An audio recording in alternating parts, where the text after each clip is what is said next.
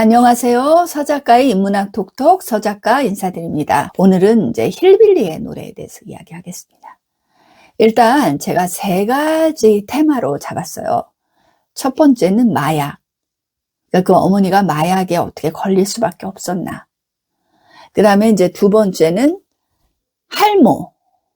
제이디 벤스에게가 할머니의 존재가 얼마나 컸나. 그 다음에 세 번째는 해병대.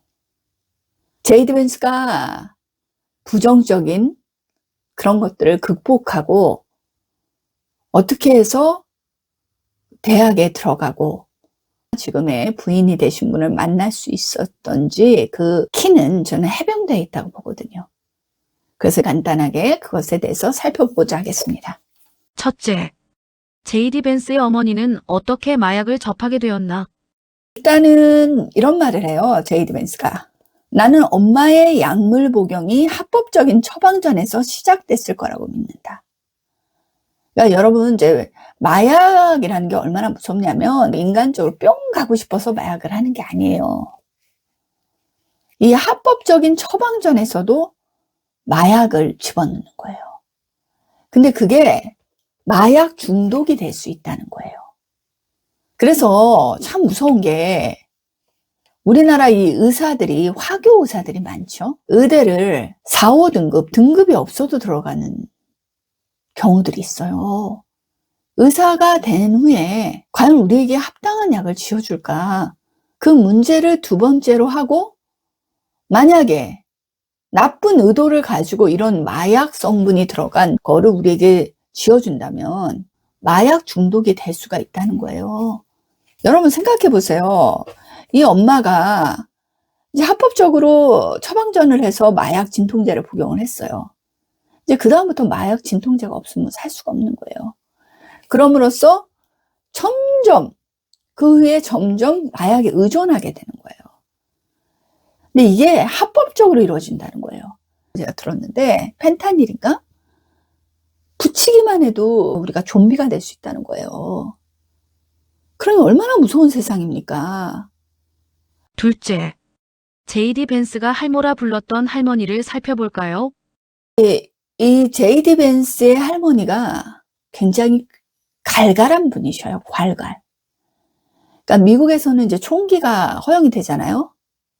그러니까 이 총을 가지고 진짜 쏠 정도로 굉장히 갈갈하신 분이었고 본인 자체도 이 제이디 벤스의 어머니 정도는 아니었지만 어린 나이에 아이를 낳아야 했고 또 그 할모, 자기 남편과의 관계가 참 힘들었고 그러다 보니 딸이나 아들에게 좀 여러 가지 좋은 모습을 많이 보이지 못했고 그래서 이제 이 책에 보면은 이 할머니는 자식들에게 좋은 모습을 보이지 못한 그 죄를 갚기 위해서 손자에게 너무나 많은 사랑을 줬다.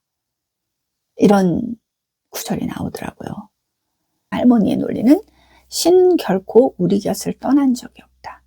제이디 벤스는 이런 말을 해요. 부모가 자식을 사랑한다는 거.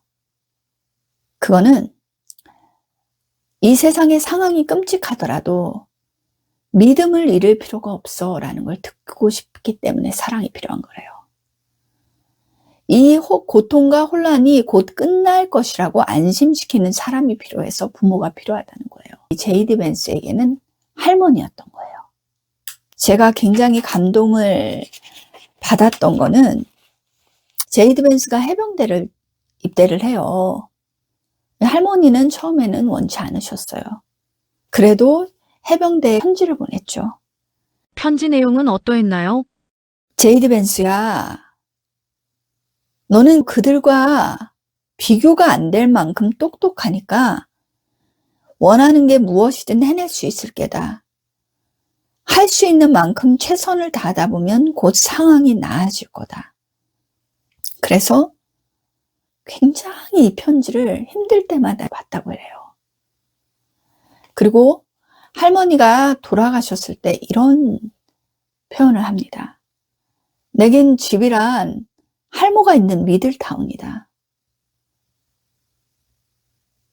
무엇보다 중요한 건 기억 속에 내가 행복하다는 거. 그러니까 일시적인 피난처가 아니라 더 나은 삶을 희망으로 심어준 장소가 바로 할머니의 집이었다. 이렇게 이야기를 합니다. 할머니가 말하죠. 네가 가족들이랑 주말을 보내게 해주는 직장에 취직하려면 대학에 가서 출세해야 한다. 제이디 벤스가 그 말을 해요. 대학에 가는 게 사실은 두려웠대요. 나는 무엇이든 스스로 해야 하는 대학 생활이 두려웠다. 그러니까 이런 미들타운에 살면서 스스로 하는 걸 거의 배우지 못한 거죠. 그럼 세 번째 테마, 제이디 벤스는 해병대는 어떻게 들어가게 되었나요? 레이첼 누님이 계셨나 봐요. 이분이 해병대 출신이었던 거예요. 그런데 이 레이첼 누나라는 분이 거기 가면 사람이 돼서 나온다라는 말씀을 하셨어요. 월급은 그렇게 많지 않았대요. 그리고 어쩌면 또 아프가니스탄 이런 데 전쟁을 참여할 수도 있어요. 그런데 이 레이첼 누님께서 그러니까 거기 가면 통솔력을 기를 수 있을 것이다. 그러니 얼마나 지금 이 부대통령에 맞는 자질입니까? 그리고 다른 사람이 되어 있을 것이다. 그 다음에 지역 군인에게 교육, 주택, 보험, 의료 및 직업 훈련의 기회를 제공하는 제도를 나중에 누릴 수 있을 것이다. 그래서 이제 할머니의 반대에도 불구하고 떠나죠. 자, 해병대에서 이 제이디 벤스가 무엇을 얘기하냐. 자기 어린 시절을 극복했다는 거예요. 자, 이 어린 시절의 실현이라는 것은 일단 자신의 마음, 심신을 갉아먹는 자기 회의. 나는 왜 이럴까? 나는 왜 살까? 이런 것들이 그냥 이 마음속에 쌓였던 거예요. 그 다음에 이제 장애물을 극복해내는 자신을 축하하기보다 내가 다음 장애물에 넘어가지 않을까? 하는 그런 걱정이 늘 있었다는 거예요. 자, 그래서 근데 그게 없어졌다는 거죠. 그러니까 학습된 실현이었어요. 학습된 자기 회의가 달리기를 하고 외주를 타고 살을 빼고 이러면서 자신을 향한 믿음으로 바뀌더라. 그리고 학습된 무기력을 깨트렸다. 지도 학습을 한다는 거예요. 저희가 정말 이거를 읽으면서 머리를 이렇게 띵 하는 그런 소리가 들렸어요. 의지도 학습하는 거구나. 자기가 해병대에 가기 전에는 그러니까 사랑하는 사람들을 보살필 책임과 능력이 있다고 믿었던 적이 없었다라고 얘기를 해요. 그래서 저는 이 해병대가 제이디 벤스에게 굉장히 중요한 삶의 핵폭탄이라고 생각을 하는 게 일단은 대학에 갈 수 있는 학비를 마련했고요. 그 다음에 그 대학에서 지낼 수 있는 의지를, 학습된 의지를 가지게 됐고요. 그래서 해병대에서 어른답게 사는 방법, 해병대에서 수표책 쓰는 법, 해병대에서 저축하는 법, 해병대에서 투자에 관한 필수 과목을 배우면서 어떻게 투자하는 법, 내가 어떻게 해야 존경을 받을 수 있다라는 걸 배웠다고 합니다. 오늘 영상은 여기에서 마치겠습니다. 자, 시청해 주셔서 감사합니다. 다음 시간에 뵙겠습니다. 구독과 좋아요는 좋은 영상을 만드는데 큰 힘이 됩니다.